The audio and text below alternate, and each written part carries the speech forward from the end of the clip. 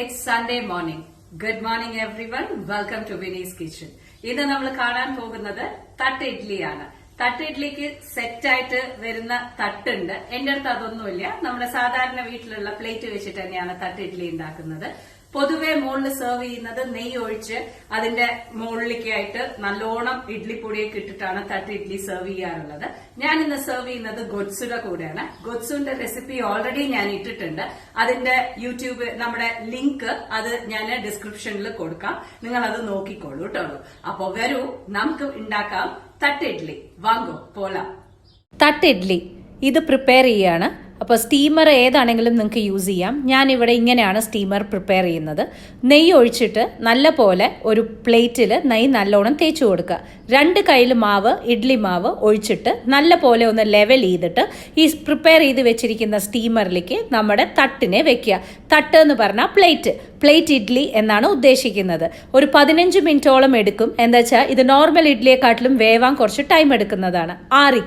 ആറിക്കഴിഞ്ഞതിന് ശേഷം ഞാൻ അവിടെ ഗൊഡ്സു റെഡിയാക്കി കൊണ്ടിരിക്കുകയാണ്. ആറിക്കഴിഞ്ഞാൽ ഇതുപോലെ ആയിരിക്കും നിങ്ങളുടെ തട്ട് ഇഡ്ലി. ഇതിൻ്റെ മുകളിൽ നല്ല അടിപൊളിയായിട്ട് 1 സ്പൂണോളം നെയ്യ് ഒഴിക്കുക. ഇതിൽ കണ്ടില്ല കേട്ടില്ല എന്ന് പറഞ്ഞ് നെയ്യ് തേച്ചേ പറ്റൂ. ബിക്കോസ് അങ്ങനെയാണ് തട്ട് ഇഡ്ലി സെർവ് ചെയ്യാറുള്ളത്. ഇതിലേക്ക് അന്ത മഴച്ചാറൽ പോലെ ആ പൊടി അങ്ങോട്ട് ഇടുക. പൊടി ഇട്ടിട്ട് കൈകൊണ്ടൊന്ന് ലെവൽ ചെയ്ത് കൊടുക്കുക. 5 നിമിഷം முடிஞ்சா அந்த பொடி அப்படியே அதில் ஊறி இருக்கும். சாப்பிடலாமா? அப்போ வாங்கோ சாப்பிடலாம். தட் இட்லி and கத்திரிக்காய் கொத்து.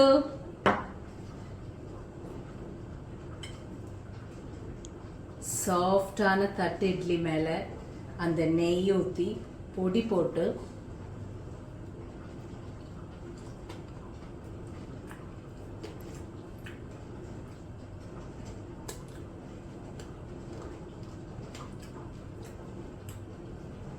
one of the best.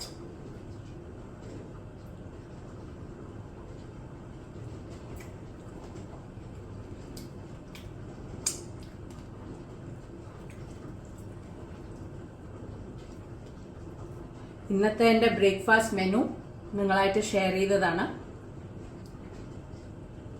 Recipes എല്ലാം തന്നെ ഓൾറെഡി പോസ്റ്റ് ചെയ്തിട്ടുണ്ട്.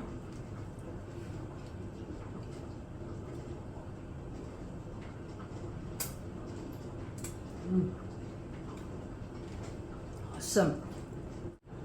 ഗൊത്സു വേറെ ലെവൽ.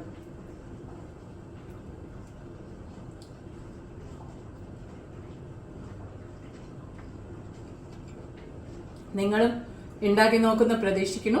വീണ്ടും നമുക്കൊരു പുതിയ വീഡിയോയിൽ കാണാം. Till then, take care and bye bye.